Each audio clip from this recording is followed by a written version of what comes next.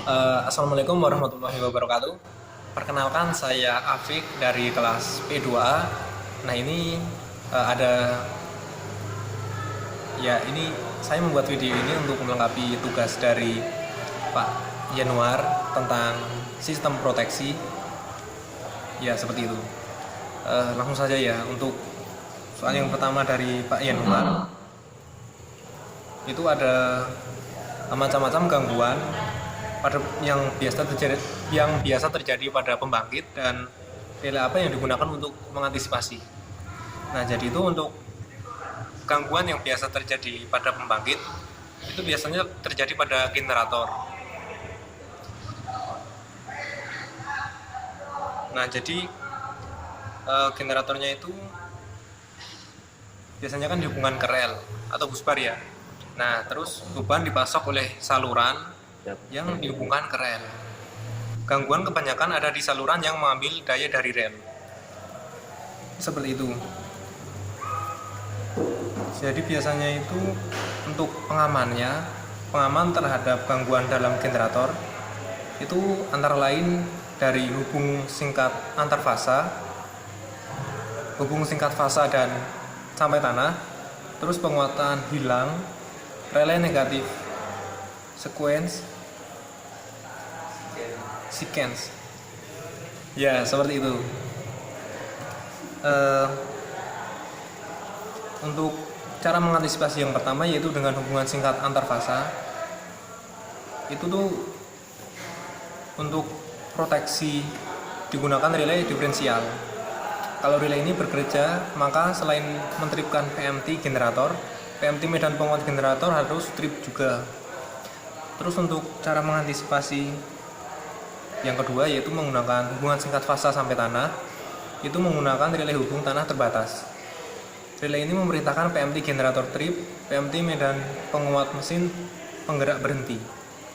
Terus untuk yang ketiga yaitu dengan penguatan hilang. Nah, penguatan hilang ini bisa menimbulkan pemanasan yang berlebihan pada kepala kumparan stator. Jadi itu menggunakan relay MHO. Terus untuk cara yang keempat yaitu dengan relay negatif sequence. Nah, ini gangguan yang menimbulkan ketidaksimetrisan tegangan maupun arus menimbulkan negatif sequence current, tetapi tidak dapat dideteksi oleh relay-relay yang telah disebutkan sebelumnya. Seperti itu. Terus untuk gangguan yang terjadi pada pembangkit yang kedua itu pada mesin penggerak. Nah, mesin penggerak ini ada kalanya gangguan dengan mesin penggerak generator memerlukan tripnya PMT generator. Nah, biasanya itu disebabkan oleh suhu tinggi, tekanan minyak terlalu rendah, maupun daya balik RPR. Nah, jadi untuk yang karena suhu tinggi bisa terjadi pada bantayan generator atau pada kumparan stator. Terus untuk yang tekanan minyak terlalu rendah, itu biasanya itu pada minyak pelumas, tekanannya itu terlalu rendah, sehingga bisa merusak bantalan. Oleh karenanya, jika hal ini terjadi, mesin penggerak perlu segera dihentikan melalui proses alarm terlebih dahulu apabila tekanan ini turun secara bertahap. Itu. Untuk daya balik RPR, yaitu daya balik di mana generator menjadi motor, dapat menimbulkan kerusakan karena pemanasan berlebihan pada sudu-sudu tekanan rendah turbin uap. Pada turbin air, ini dapat meningkatkan kavitasi. Ya, seperti itu. Terus untuk pertanyaan yang kedua yaitu gangguan yang terjadi pada trafo, daya, dan relay yang digunakan untuk mengantisipasi. Nah, untuk gangguan yang biasa terjadi itu gangguan dalam, gangguan dalam dan gangguan luar. Untuk gangguan dalam itu biasanya terjadi ketika busur api yang kecil dan pemanasan lokal yang dapat disebabkan oleh cara penyambungan konduktor yang tidak baik, kontak-kontak listrik yang tidak baik, dan kerusakan isolasi antara inti baut, seperti itu. Terus juga untuk gangguan dalam itu ada gangguan hubung singkat. Nah, jadi pada umumnya itu gangguan ini dapat dideteksi karena akan selalu timbul arus maupun tegangan yang tidak normal atau seimbang. Terus untuk yang gangguan luar itu biasanya terjadi karena beban luar atau overload. Nah, jadi itu apabila trafo daya dapat beroperasi secara terus-menerus pada beban nominalnya. Jadi itu trafonya itu kelebihan beban pada gangguan luar. Terus untuk proteksi pada trafo daya itu untuk relaynya biasanya menggunakan relay Buchholz.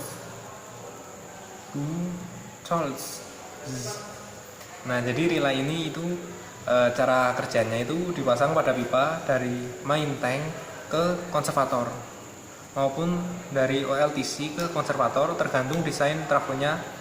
Apakah di kedua pipa tersebut dipasang relay Buchholz seperti itu. Terus juga bisa menggunakan relay Johnson maupun relay tekanan lebih. Terus untuk pertanyaan yang ketiga yaitu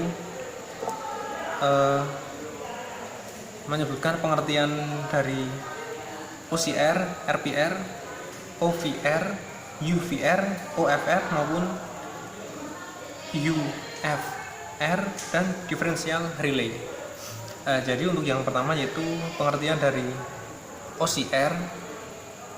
OCR adalah over current relay. Adalah suatu relay yang bekerjanya berdasarkan adanya kenaikan arus yang melebihi suatu nilai pengaman tertentu dalam jangka waktu tertentu. Terus untuk yang kedua yaitu RPR. RPR itu adalah reverse power relay.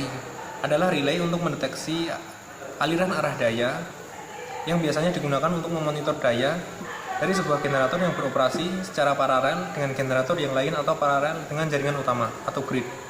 Fungsi dari relay ini adalah untuk mencegah kondisi berbaliknya arah aliran daya sehingga mengalir dari bus menuju generator, seperti itu. Terus yang ketiga yaitu OVR. OVR itu over voltage relay, adalah relay yang bekerja ketika tegangan melebihi atau mencapai batas yang ditentukan. Berfungsi mencegah starting motor apabila tegangan turun, seperti itu.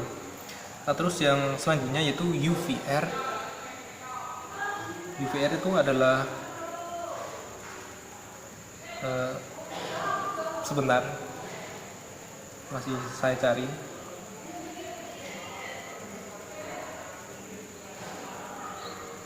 Untuk UVR yaitu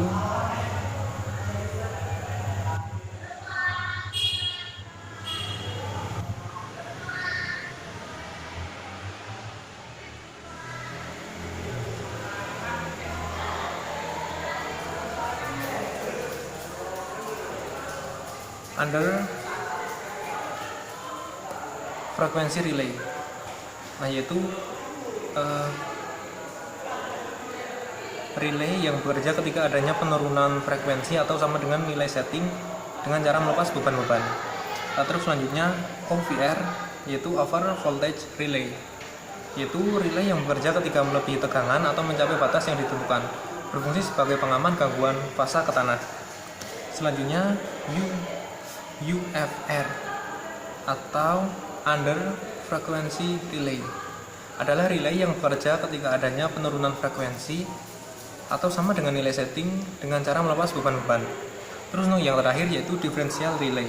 Nah, differential relay merupakan alat pengaman terhadap arus hubungan singkat ketidakseimbangan arus yang menghubungkan prinsip secepat mungkin dalam beroperasi untuk mengatasi kerusakan yang tidak terjadi pada transformator. Seperti itu, udah saya. Terima kasih.